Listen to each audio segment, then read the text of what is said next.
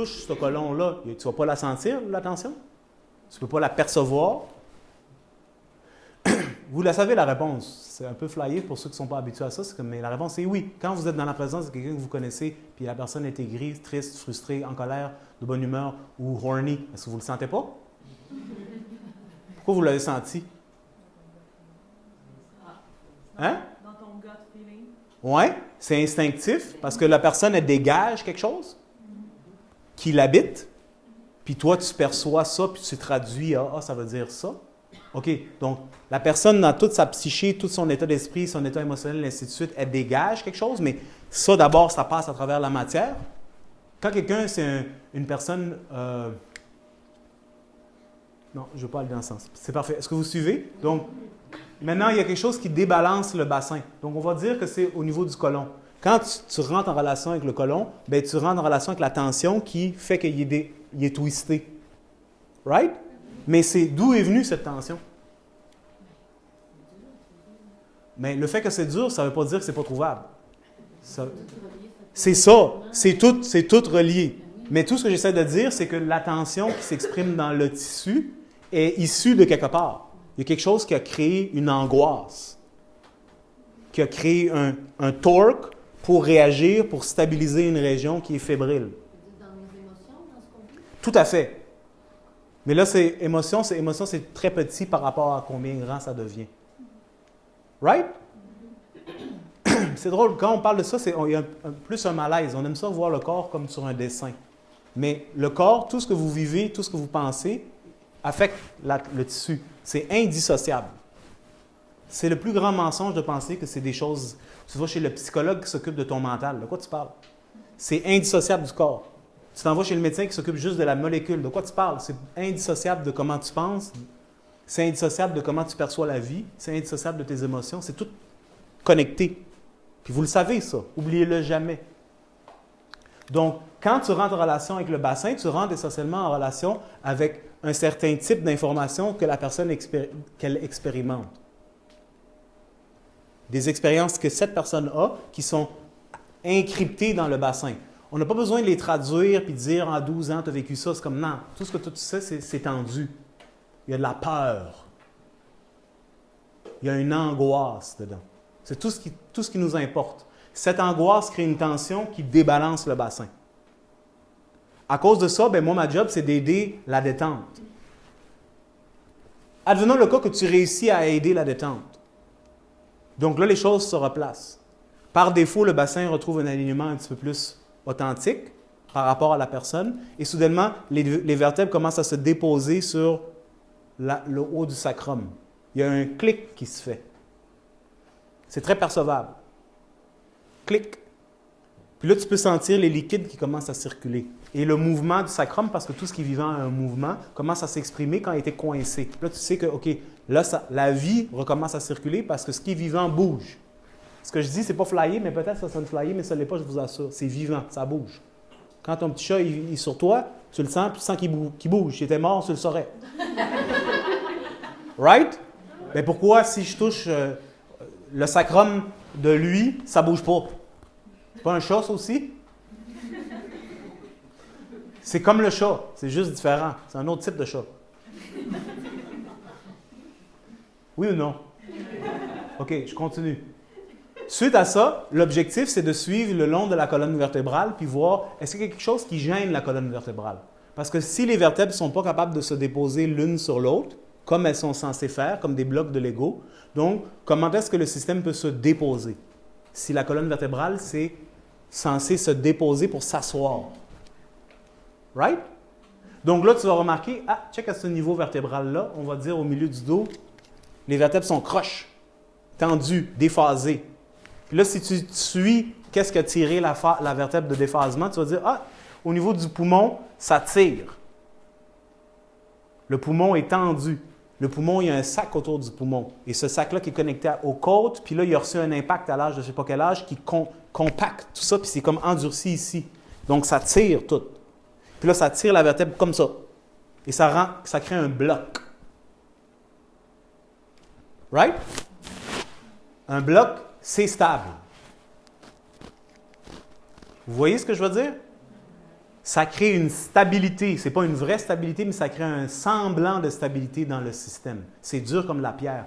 Vous pouvez toucher des vertèbres là, ou des organes ou des ondes chez des gens, puis peut-être vous l'avez déjà touché chez des gens que vous connaissez, c'est peut-être chez vous, c'est dur comme de la roche. C'est devenu tellement comme ça, là.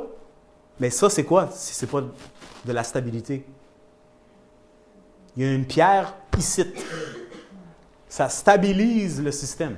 Ça stabilise. C'est très particulier, là. Donc, il y a une intelligence en arrière de tout ça. Et c'est ce que je vous expliquais tantôt avec l'exemple de la table, de la chaise. Bien, tu tends pour trouver un équilibre.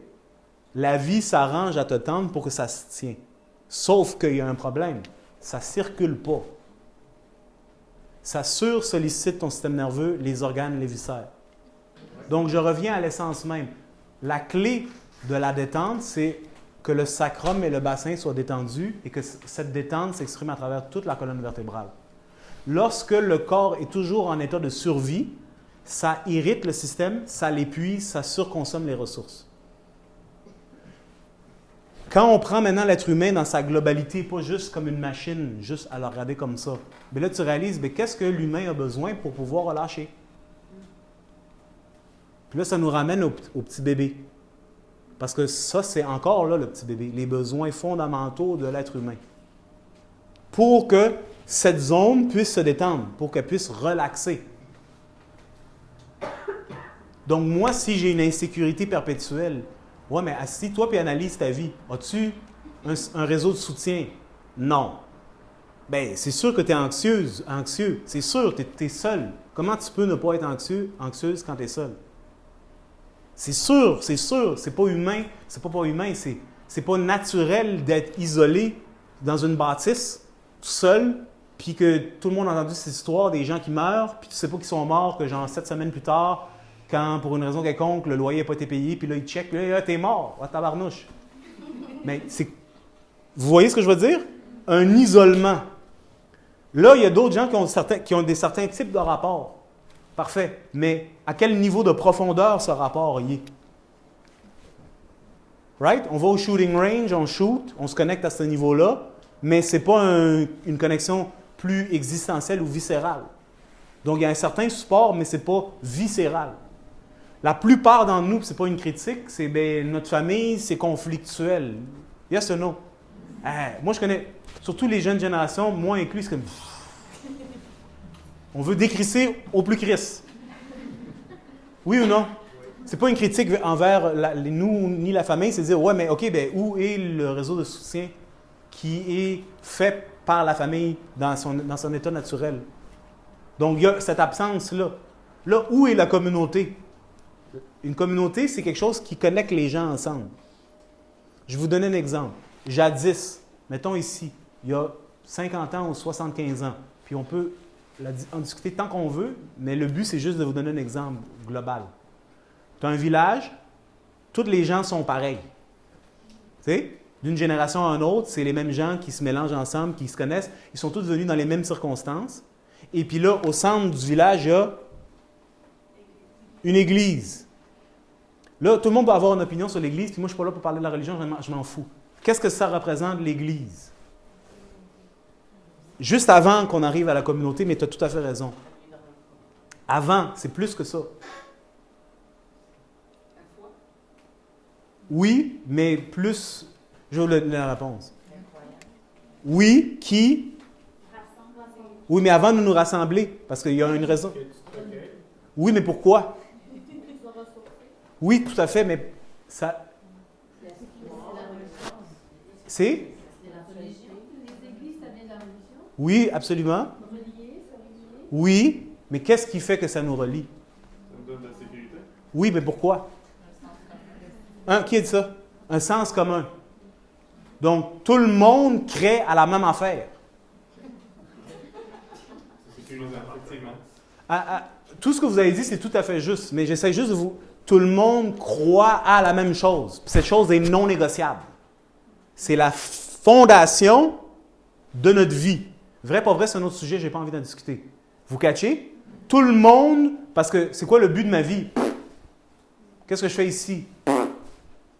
Qu'est-ce qu'on fait demain? Pourquoi je devrais le faire? où notre société s'en va. Ben, c'est un peu ce qui se passe aujourd'hui, right? OK.